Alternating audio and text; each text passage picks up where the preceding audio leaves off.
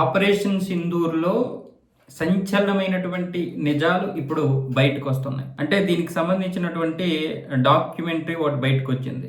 Discovery channel India, discovery plus declassified operation Sindoor documentary ట్రైలర్‌ను ఇప్పుడు తన యొక్క ఛానల్‌లో పోస్ట్ పెట్టింది. దీన్ని ఎక్స్‌తో పాటు మిగతా వీడియో ప్లాట్‌ఫామ్‌లో కూడా అప్‌లోడ్ చేశాం. యూట్యూబ్ లాంటి దాంట్లో కూడా అప్‌లోడ్ చేశాం. చూడండి అని చెప్పింది. దీని మీద ఇప్పుడు పాకిస్తాన్ వాళ్ళు ఏమొచ్చేసి మండిపడుతున్నారు. ముఖ్యంగా మన భారతదేశానికి చెందినటువంటి రక్షణ దళాలు ఏమంటున్నారు అంటే, ఆ రోజు పాకిస్తాన్ ఊహించినటువంటి దాడి చేశాము, పాకిస్తాన్ మేలుకొని దాడి చేయడానికి ముందే మొత్తం భారతదేశం నుంచే అతిపెద్ద దాడి జరిగింది. ఆ దాడి నుంచి పాకిస్తాన్ తేరుకోలేకపోయింది.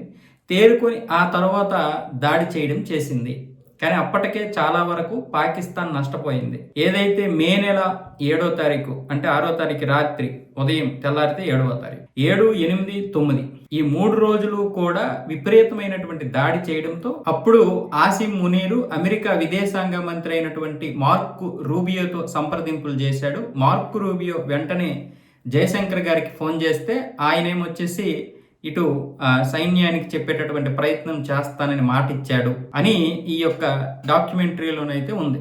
దీనికి సంబంధించి పాకిస్తాన్ మీడియా వచ్చేసి కొంత నిజం ఉంది, కొంత అబద్ధం ఉందని చెప్తుంది. అలాగే పాకిస్తాన్ ప్రజలు కూడా దీన్ని కొంతమంది విమర్శిస్తున్నారు, కొంతమంది సమర్థిస్తున్నారు. ఇక పాకిస్తాన్ సైన్యం అయితే విరుచుకుపడుతుంది ఓడిపోయినటువంటి దాని మీద, లేదా న్యూట్రల్గా 2 దేశాలు సరిసమానమైనటువంటి దాడి జరిగినటువంటి దీని మీద భారతదేశం కావాలనే అబద్ధాలు చెప్తోంది ఈ డాక్యుమెంటరీలో అన్న విధంగా కూడా వాళ్ళు స్పందించారు.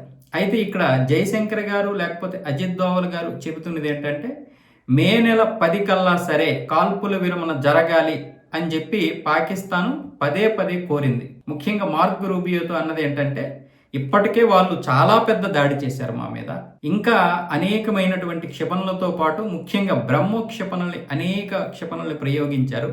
ఇంకా మా దగ్గర ఏం మిగిలి ఉంది, మీరు కోరుకున్నటువంటి నష్టం జరిగింది కాబట్టి ఈ యుద్ధం ఆపాలి అని చెప్పి మార్కో రూబియోతో మంతనాలు చేస్తే మార్కో రూబియో ఇటువైపు జయశంకర్ గారితో మాట్లాడారు.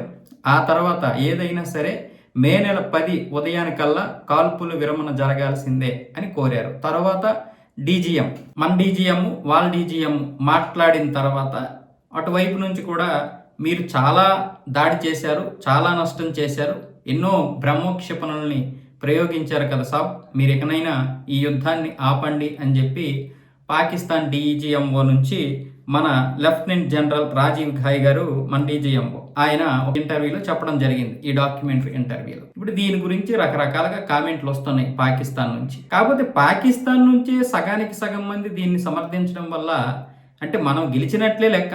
అంటే మనం చెప్పుకోవాల్సిన అవసరం లేదు, పాకిస్తానే చెబుతోంది. అంటే సగం మంది సమర్థిస్తున్నారు అంటే, న్యూట్రల్గా ఉన్నారు కొంతమంది సమర్థిస్తున్నారంటేనే వాళ్ళు ఓడిపోయారనే లెక్క.